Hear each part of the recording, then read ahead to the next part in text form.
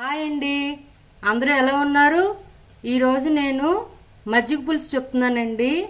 దీనికి కావాల్సింది మజ్జిగ.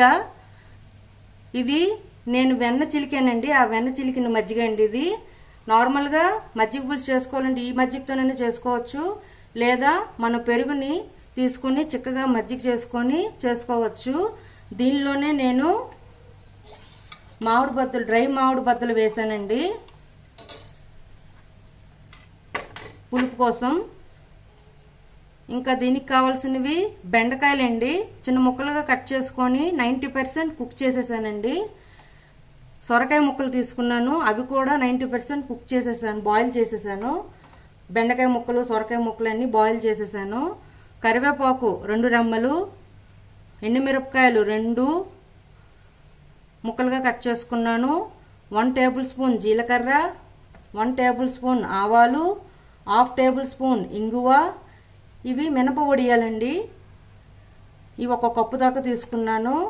ఇది శనగపిండి 2 టేబుల్ స్పూన్స్.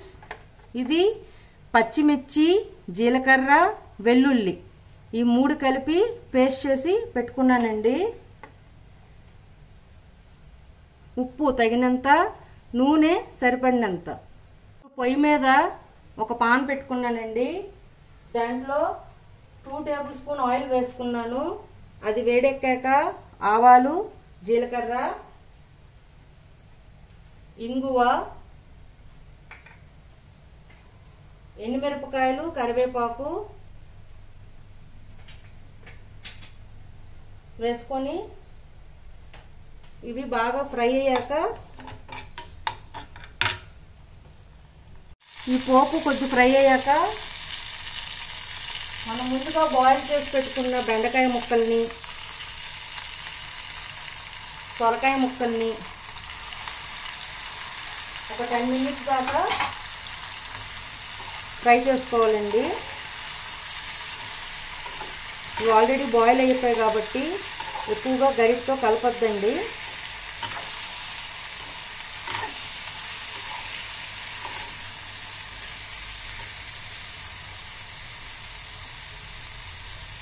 ఈ పచ్చిమిర్చి, వెల్లుల్లి, జీలకర్ర పేస్ట్ ఉంది కదండి, ఈ పేస్ట్ని ఈ ఉద్దిన మజ్జిగలో వేసేస్తున్నాను. వేసుకొని బాగా కలుపుకోండి. ఉప్పు కూడా వేసేయాలండి సరిపడినంత.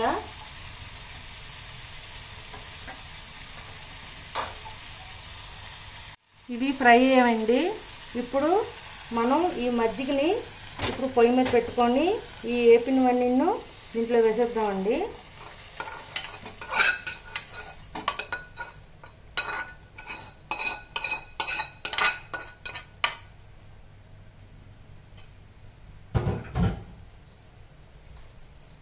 వేసేసి దీన్ని బాగా బాయిల్ అవ్వాలండి.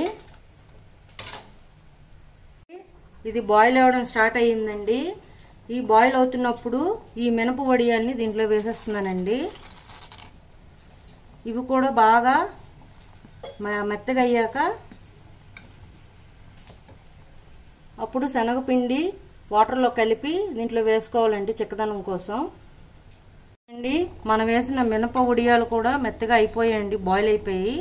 ఇప్పుడు దీంట్లో నేను చెప్పాను కదండి, శనగపిండిని లైట్గా వాటర్తో లంప్స్ లేకుండా ఇలాగా మరీ పల్చగా కాదు, మరీ తిక్కుగా కాదు, మీడియంలో పేస్ట్ లాగా చేసుకొని దీంట్లో వేసుకుందామండి. ఈ మజ్జిగ పులుసు అనేది కొంచెం తిక్కుపడుతుంది. ఒక 10 మినిట్స్ ఇలా బాయిల్ చేసుకుందాం. చూడండి, ఇది బాగా బాయిల్ అయిపోయింది. ఇప్పుడు గ్యాస్ ఆఫ్ చేసుకొని సర్వింగ్ బౌల్లోకి తీసుకొని సర్వ్ చేసుకోవడమేనండి. చూడండి, మజ్జిగ పులుసు రెడీ అండి.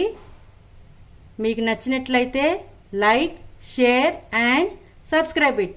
Bye.